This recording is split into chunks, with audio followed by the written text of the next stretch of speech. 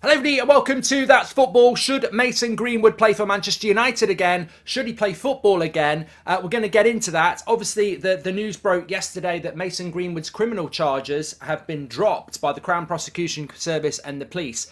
This was Thursday afternoon, and Thursday evening into night has been spent with many people giving their opinions on this. Very strong opinions on a very sensitive topic. They were very serious allegations against Mason Greenwood.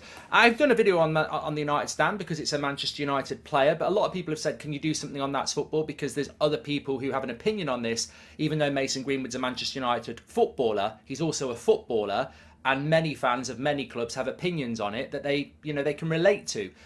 So get your comments in below. What are your thoughts? Look, I think I said on the United stand yesterday that for me, the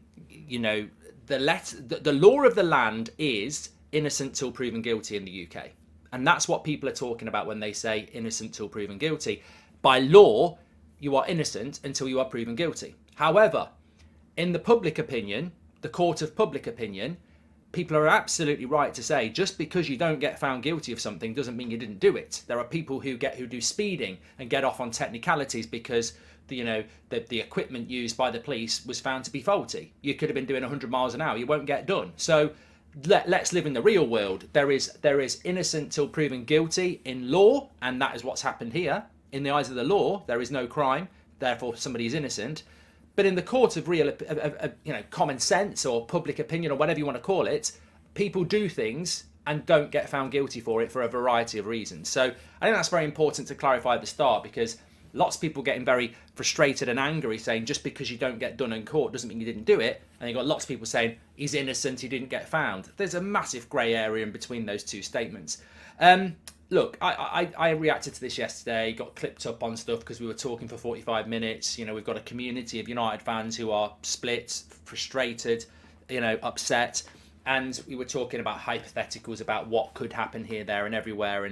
And I personally said I was going to take a bit of time on this to think about what I think, because I have some very strong opinions on this that I don't think are fair to put out publicly. However, I do agree that people have to have an opinion on this at some point. You can't just...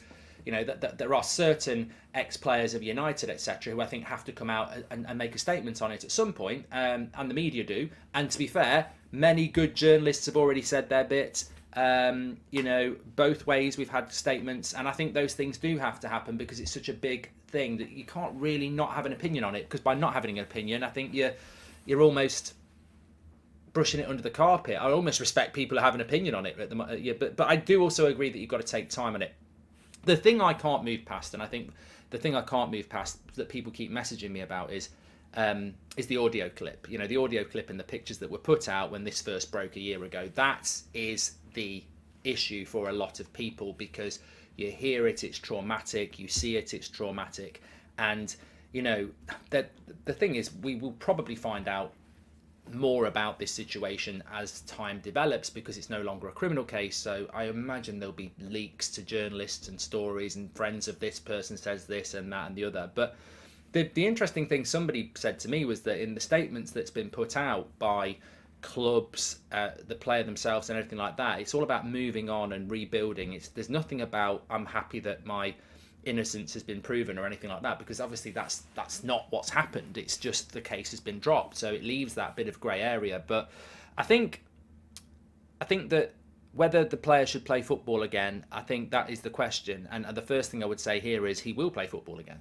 Be very surprised if he doesn't play football again, because while Manchester United may make a moral stand and say no, we don't want you to play for Manchester United, and maybe other Premier League clubs do that. Maybe all Premier League clubs do that. Maybe all La Liga clubs do that. There will be a club somewhere. I would argue there'll be a club in England, to be honest with you, because the minute you start talking about morals in football is the minute you've just lost the argument. If you think there is a football club out there that wouldn't take Mason Greenwood, you're a fool. I mean, it only takes a football club to be in a relegation battle and the opportunity to come to maybe buy a goal scorer that can keep them up. And morals of those clubs will go out the window. And I'd argue morals out of a lot of those fans would go out the window. I mean, look, there are United fans who desperately want the player back as well. So if people want him back in this situation, imagine what it'll be like in a few months' time and you're in a relegation battle. So there will be a club who takes him back. He will play football again. Now, there's an argument about second chances, rehabilitation, and anyway, which I'm pretty much pro for anyway, that there should always be a path back. But, so I do think he will play football again.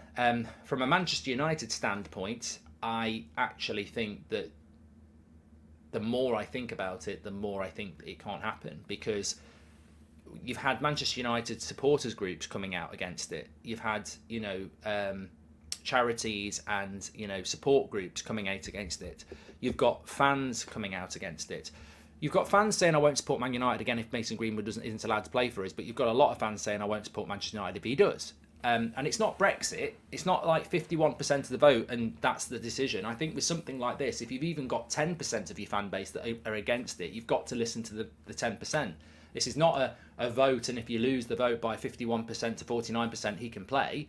You've got to take into account that you've got 49% people who are very, very much against it. So I think United have got a very difficult decision to make. I personally think Manchester United will be trying to find options to terminate the contract, because I think that's the most logical thing to do, so that everybody can move on. And then it's somebody else's issue to take him on and do whatever. But I think for brand Manchester United and what they've built over the last 6 months under Erik ten Hag, there's so many reasons not to not make this decision. But I don't know. That's just a prediction. My prediction is that he will end up playing football again, because, as I said, morals don't exist in football anyway, really. There always will be somebody that does it, because football's big business. And if you can bring a player in that can score goals for you, then morals will go out the window for somebody. The big thing is, do you want the morals to go out the window for your club? And I don't think they will for Manchester United. So as much as rival fans are saying United fans want him back, I think there's a lot of Man United fans that don't. And personally, as a Manchester United fan, as I've said, for me, it's just it's a shocking story. It caught a lot of people on the hop yesterday, and I think some of us just wanted to take a little bit of time to think it through and go through it. And I think, as many people were saying yesterday, the issue for them is that they just can't move past the stuff that came out when it happened. It leaves too much doubt in your mind. It's not saying that there's not explanations for that or whatever, but I just think it's the fact that you listen to it, you see it, and you go, I'm not comfortable to assume that none of that's real, even if people are saying that it's not real. I mean, and I don't think anybody is, to be fair, but I think people, you've got your own moral compass on this, and at the end of the day, you make a decision. That's what you do. I'm not going to tell you right or wrong, because that's not my place to do. It's nobody's place to do it. People have strong opinions on both sides. People will have strong opinions in the chat. I think in many ways the reason it's such a hot topic in the sense of sensitivity is because you could relate it to your club, that here was a player, and look, we have to talk about the football side of it. Here was a player that I described as a generational talent. He was scoring so many goals, fantastic player. And that just all gets shoved in the bin the minute that story came out. It was like, I couldn't give a toss if he's generational talent. You can't do those sort of things. But it makes people think about their clubs. It makes them think about players they like and go, what if? How would I react to that? And people are different. People have different thoughts and different opinions, and that's what it's all about. And I'm not saying you have to respect those different opinions, but I think you do have to respect the fact that this is a ridiculously sensitive topic, and it's very, very serious conversations that we're having. And I'm sure, sadly, it won't be the last time in football it happens. My prediction is, for what it's worth, I think he will end up playing football again.